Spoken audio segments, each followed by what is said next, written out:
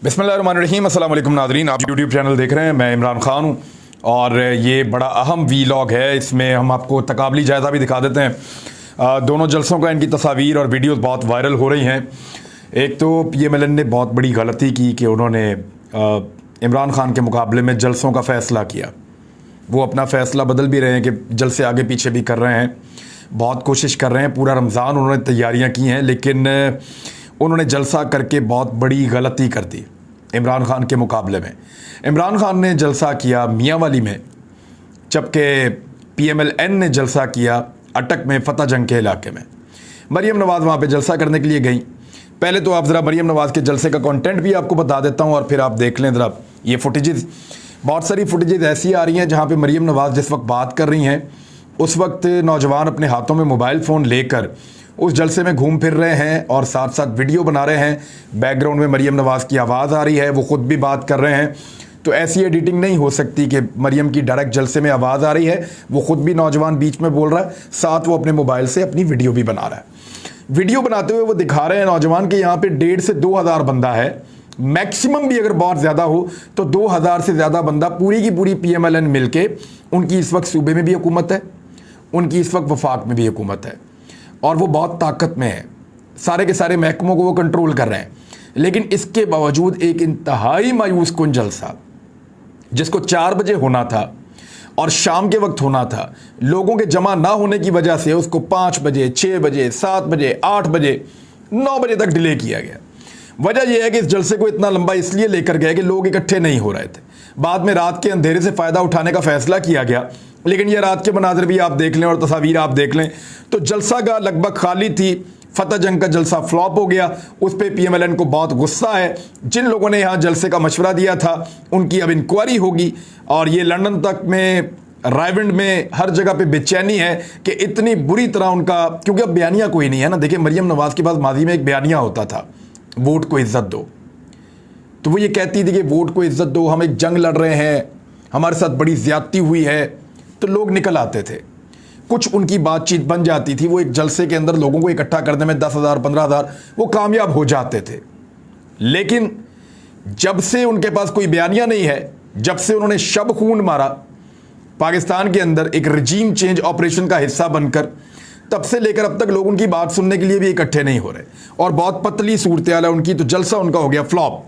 उस फ्लॉप जलसे का गुस्सा उन्होंने शहबाज शरीफ पे निकाल दिया। उन्होंने कहा कि इमरान खान शहबाज शरीफ को क्या कहता है, चेरी ब्लॉसम कहता है, बूट पॉलिश करने वाला कहता है। यानी ये बात मरीम नवाज़ को कुछ कहने की ज़रूरत थी।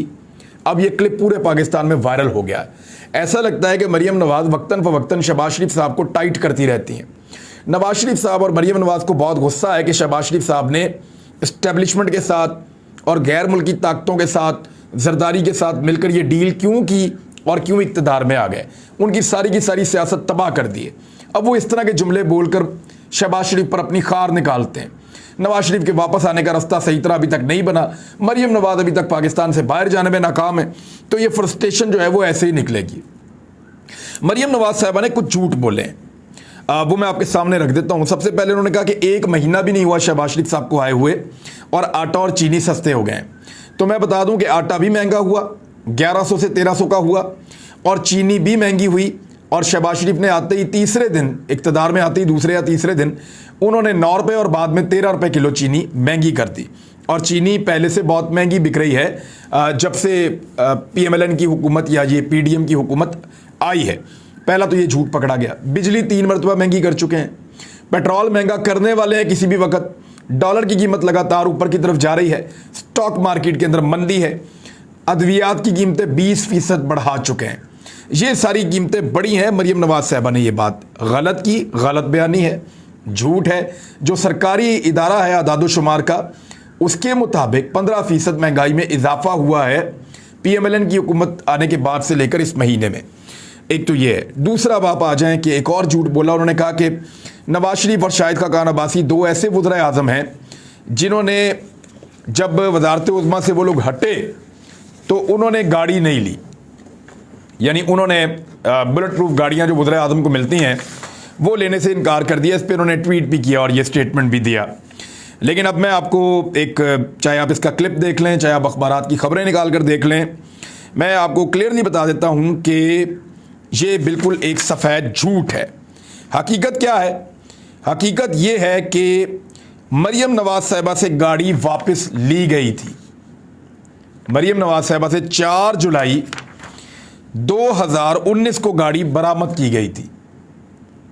यानी 2018 में इनकी हुकूमत ख़त्म हो गई थी, 2017 में नवाज साहब वज़ीर आज़म के ओहदे से हट गए थे। लेकिन उसके बावजूद नवाज शरीफ साहब अपने साथ एक मर्सिडीज़ गाड़ी ले गए थे जो बुलेट प्रूफ गाड़ी थी और हुकूमत की गाड़ी थी। तो नवाज शरीफ साहब ने वो अपने पास रखी। उस गाड़ी को नवाज शरीफ इस्तेमाल नहीं करते थे, उस गाड़ी को मरियम नवाज इस्तेमाल करती थी। 4 जुलाई 2019 को वो गाड़ी वापस बरामद की गई। उससे पहले काबीना डिवीज़न ने ख़त लिखा था कि गाड़ी वापस कर दें, लेकिन मरियम नवाज ने सरकारी गाड़ी वापस नहीं की। सरकारी गाड़ी मरियम नवाज के इस्तेमाल में रही मुबैना तौर पे, और ये खबरें छप चुकी हैं, चल चुकी हैं। मर्सिडीज़ गाड़ी थी, बुलेट प्रूफ गाड़ी थी, और पुलिस ने फिर कार्रवाई करते हुए, ये तस्वीरें आज बड़ी वायरल हो रही थी मरियम नवाज के झूठ बोलने के बाद।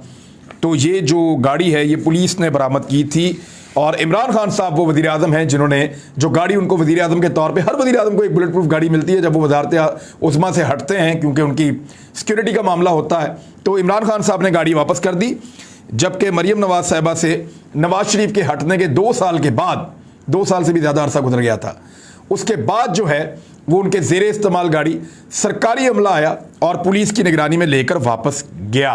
तो ये झूठ पकड़ा गया। मरियम नवाज साहिबा ने आज नाम लिए बगैर जनरल फैज़ पर तनकीद की और कहा कि एक तकरड़ी से फारग हो गया, अंधा हो गया, बहरा हो गया इमरान खान के बारे में। और उन्होंने ये बताया कि एक्चुअली जो इमरान खान साहब का रजीम चेंज हुआ है उसके पीछे एक फ़ौज के अंदर होने वाली तकरड़ी है, एक बंदा हटा के दूसरा लगाया गया है, तो इस वजह से ये रजीम चेंज हुआ। वो ये अपने लोगों को समझा रही थी। तो सोशल मीडिया पे ज़्यादा सवाल और बार बार ये सवाल उठाया जा रहा है कि क्या मरियम नवाज जब दिल करेगा फ़ौज के हाजिर ड्यूटी अफसरान के ख़िलाफ़ बात करेंगी और कोई पूछने वाला भी नहीं होगा, कोई सवाल नहीं उठाएगा। इन्होंने पहले भी फ़ौजी जर्नैलों को डायरेक्टली अटैक किया, नाम लेकर उनके ऊपर सीरियस एलिगेशंस लगाए, आज भी लगा रहे हैं, आज भी उनके ऊपर तनकीद कर रही हैं, लेकिन इनको गिरफ्तार नहीं किया जाता।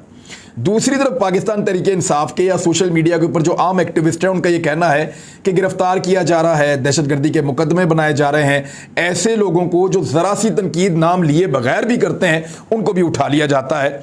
तो ये क्या किया जा रहा है, इसके ऊपर बड़ा रद्द-ए-अमल आ रहा है। PTV ने मरियम नवाज के जलसे की पूरी कवरेज की और मियाँ वाली का जो इमरान खान साहब का जलसा था उसकी कवरेज नहीं की। अब मरियम नवाज के जलसे में इतने लोग थे कि मैं इन इलाकों में ना, एक जलसा होता है जिसको जलसा उसको कहते हैं, वो एक्चुअली बैलों की रेस होती है। यहाँ पे बड़े खूबसूरत बैल होते हैं, उनको धनी नस्ल के बैल कहते हैं। उन बैलों की यहाँ पे रेस होती है और उस रेस के अंदर बैल के पीछे हल बांध के तो उसको भगाते हैं और चलाते हैं ज़मीन पे। और उस रेस के अंदर पहले, दूसरे, तीसरे नंबर पे बैल आते हैं, वो 10-10, 20-20 लाख का, बल्कि 1-1 करोड़ का बैल भी होता है। वहाँ के लोग इसको बहुत शौक करते हैं। तो जितने मरियम नवाज के जलसे में आए थे उससे दुगने लोग तो उन जलसों के अंदर होते हैं जो मकामी सतह के ऊपर छोटे छोटे मेले लगते हैं। और इमरान खान साहब का जलसा कैसा था उसके बारे में मैं आपको बता देता हूं कि बहुत सारे लोगों ने ये कहा, तज्जियाकारों ने ये कहा, कामरान खान ने लिखा और बहुत सारे लोगों ने कहा, जो मियाँ वाली के पुराने बुजुर्ग हैं सियासतदान, उन्होंने कहा कि मियाँ वाली की तारीख में आज तक कभी इतना बड़ा जलसा नहीं हुआ। यानी तारीख साज एक जलसा था। जिस शहर में जा रहे हैं इमरान खान साहब एक नई तारीख रकम कर रहे हैं। और जलसे के जो बाहर के मनाज़िर हैं जो बाद में दिखाए गए वो भी ह्यूज था, तिल धरने की जगह नहीं थी। जलसा का के बाहर भी आवाम बहुत बड़ी तादाद में थी, अंदर भी, और बहुत चार्ज्ड इन्वायरमेंट था बहुत बड़ी तादाद में। यानी इमरान खान जिसको कल धमकाया गया था, शहबाज गिल को हमला करने के बाद एक दिन पहले धमकाया गया था कि शहबाज गिल की गाड़ी उल्टा दी गई बड़े तरीके से, और वो अभी भी इस बात पे कन्विंस्ड हैं कि उनके ऊपर अटैक हुआ है, उनके ऊपर कातलाना हमला हुआ है, क्योंकि हिट एंड रन केस है, मारा मार के भाग गया। दूसरी जानिब जो इमरान खान साहब हैं उनके जलसे में ऐसा लगता था कि सिक्योरिटी के इंतजाम बढ़ाने चाहिए, लेकिन वो कुर्सी रख के सबसे आगे खुद बैठे हुए थे, बिल्कुल एक्सपोज्ड पब्लिक के सामने। तो ये सुसाइडल मोड है, इसको सारे आप समझ लें कि इमरान खान साहब कश्तियां जलाकर मैदान में आ गए हैं। उन्हें इस बात की कोई परवाह नहीं है कि उनकी जान जाती है या उनको कोई नुकसान पहुंचता है या उनके ऊपर कोई हमला होता है। वो इन चीज़ों से बहुत आगे निकल गए हैं और वो कह चुके हैं कि मुझे जान भी जाए तो कोई परवाह नहीं है। और सबसे बड़ा दुख उनका यही है कि वो 2.5 साल से अपने बच्चों से नहीं मिल पाए, सिर्फ इस कौम के लिए वो कोशिश कर रहे हैं, उनका ही कहना है, जोर लगा रहे हैं। भारत इमरान खान साहब ने बड़ी, ये दलेरी तो है एक तरह की, लेकिन ये चैलेंजिंग भी है पाकिस्तान के इदारों के लिए कि वो हर मुमकिन इमरान खान की सिक्योरिटी को यकीनी बनाए। मियाँ वाली की तारीख का एक बड़ा तरीन जलसा था और उस पर इमरान खान साहब ने खिताब करते हुए कुछ बड़ी अहम बातें की हैं। एक तो उन्होंने कहा कि मैं सिर्फ पाकिस्तान तहरीक इंसाफ के लोगों को नहीं बुला रहा, मैं पूरे पाकिस्तान को बुला रहा हूँ, पूरी कौम को आवाज़ दे रहा हूँ कि इस्लामाबाद पहुँचें। हम बहुत बड़ी तादाद में इस्लामाबाद लोगों को लेकर जाएंगे। लोग बड़े गुस्से में थे और जुड़े हुए थे इमरान खान की कॉल के साथ। इमरान खान ने कहा कि अल्लाह का शुक्र है कि उसने लोगों को शऊर दिया है। अवाम से पूछता हूँ कि क्या कोई कंटेनर आपको रोक पाएगा? तो पूरी जलसा गाह में जितनी बड़ी तादाद में लोग थे, उन्होंने कहा कि नहीं, हमें नहीं रोक पाएगा। उन्होंने कहा कि पूछता हूँ कि अगर इन हुक्मरानों ने कंटेनर लगाए तो क्या आप वो कंटेनर हटा दोगे? तो लोगों ने कहा जी हम हटा देंगे, हम कंटेनर्स को हटा देंगे। लोगों ने हाँ बोला। तो ये इमरान खान साहब ने कहा कि चेरी ब्लॉसम वाला आपको इस्लामाबाद आने से रोक नहीं सकता और ना ये 18 कत्ल करने वाला राणा सनाउल्लाह अवाम को रोक सकता है। फिर उन्होंने बताया कि शहबाज गिल के ऊपर हमला कराया, अगर किसी कारकुन को कुछ हुआ तो 3 स्टूजेस और उनके हैंडलर्स जिम्मेदार होंगे। अब ये एक नई बहस छिड़ गई है पाकिस्तान में। उन्होंने कहा 3 स्टूजेस, ये तो सबको पता है कि वो एक कहते हैं आसिफ अली जरदारी को, एक शहबाज शरीफ को और एक वो कहते हैं मौलाना फजलुर रहमान को। हैंडलर्स वो किसको कह रहे हैं? इमरान खान साहब का ये मानना है कि इन तीनों को हैंडल किया जा रहा है, यानी इन तीनों ने मिलकर वो कार्रवाई नहीं डाली जिसमें रजीम चेंज ऑपरेशन हुआ है, बल्कि इन तीनों को हैंडल किया जा रहा है और इन तीनों को हैंडल करने वाले एक ही हाथ हैं और वो असल में जिम्मेदार हैं रजीम चेंज ऑपरेशन के। तो इमरान खान साहब ने कहा कि अगर किसी कारकुन को कुछ हुआ तो 3 स्टूजेस और उनके हैंडलर्स जिम्मेदार होंगे। अब ये हैंडलर्स कौन हैं? लोग बहुत ज़्यादा इसके ऊपर बात कर रहे हैं। मेरे ख्याल में इमरान खान साहब खुद ये बता दें कि हैंडलर्स कौन है, इससे पहले होना ये चाहिए कि इलेक्शन करवा दिए जाएं।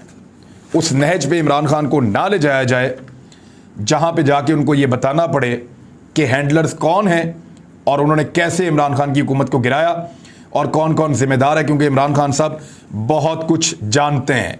आज PMLN ने एस्टेब्लिशमेंट को, इदारों को ये पैगाम देने की कोशिश की कि हम भी पब्लिक निकाल सकते हैं बहुत बड़ी तादाद में, तो दोनों जलसों का कोई मवाजना नहीं था, ज़मीन और आसमान का फ़र्क था। मरियम नवाज़ ने जितना जलसा किया उतने जलसे तो इमरान खान के वहाँ पे लोग खंबे पे चढ़े हुए होते हैं। जैसा जलसा उन्होंने किया उतने लोग तो उनके दीगर जो स्टेजेस 2-3 बने होते हैं उनके ऊपर बैठे होते हैं। इतने बंदे तो छतों के ऊपर से देख रहे होते हैं। तो ये इंतहाई नाकाम और मायूस कुन जलसा था और अब एस्टेब्लिशमेंट को, इदारों को ये बात समझ आ जाएगी कि पॉपुलैरिटी इमरान खान के साथ है, इनके साथ नहीं है। यही गलत फहमी जो है वो यहाँ तक पूरे पाकिस्तान को लेकर आ गई है। फवाद चौधरी साहब ने एक बड़ी इंपॉर्टेंट बात की है, लेकिन मैं ज़रा थोड़ा सा इमरान खान साहब के बारे में कुछ और चीज़ें उन्होंने कही। उन्होंने लोगों को बहुत ज़्यादा मोटिवेट किया। उन्होंने कहा कि जो अदालतें खुल सकती हैं 12 बजे, वो लोटों के ख़िलाफ़ कार्रवाई अज खुद नोटिस क्यों नहीं ले सकती जब लोगों के ज़मीर ख़रीदे जा रहे थे, और इन चोरों को नाअहल किया जा सकता था लेकिन नहीं किया गया। उन्होंने कहा चैलेंज करता हूँ, इतनी बड़ी तादाद में अवाम इस्लामाबाद पहुँचेंगे जितनी बड़ी तादाद में पहले कभी नहीं आए होंगे। और फिर इमरान खान साहब ने कहा कि 20 मई के बाद किसी भी दिन मैं कॉल दूंगा और इमरान खान एक अवाम का समंदर इस्लामाबाद में लेकर आएगा, और अगर मार्च को रोका गया या FIR काटी गई तो हालात के ज़िम्मेदार शहबाज शरीफ होंगे। ये इमरान खान साहब ने कह दिया है। दूसरी जानिब फवाद चौधरी ने कहा कि बुध या जुमेरात को जो मुनहरिफ अराकीन हैं पाकिस्तान तहरीक इंसाफ के, ये वफाक की बात हो रही है, उनका फ़ैसला हो जाएगा। और अगर मुनहरिफ अराकीन का फ़ैसला हो जाता है और उनको डी-सीट कर दिया जाता है तो PTI तो पहले ही इस्तीफ़े दे चुकी है। बाकी बंदे टोटल जो रह जाएंगे कौमी असम्बली में, उनकी तादाद हो जाएगी 173, क्योंकि 174 लेके ये शहबाज शरीफ वज़ीर आज़म बने थे और उनमें से एक का इंतकाल हो गया बदकिस्मती से, बाकी 173 रह गए और 172 चाहिए आपको वज़ीर आज़म रहने के लिए। तो फवाद चौधरी साहब ने यह कहा कि बुध या जुमेरात को ये हुकूमत ख़त्म हो जाएगी और 20 मई से पहले पहले हुकूमत हर हाल में गिर जाएगी। उसकी वजह वो ये बताते हैं कि 3-4 ऐसे लोग हैं जो इस हुकूमत को छोड़ चुके हैं और शहबाज शरीफ के पास इस वक्त सिर्फ और सिर्फ 168 बंदे बचे हैं, 168। 4 बंदे उनके पास अभी भी कम हैं हुकूमत बनाने के लिए। तो अगर सदर पाकिस्तान उनको एतमाद का वोट लेने के लिए कहते हैं तो वो फारग हो जाएंगे। अब बच कैसे सकते हैं?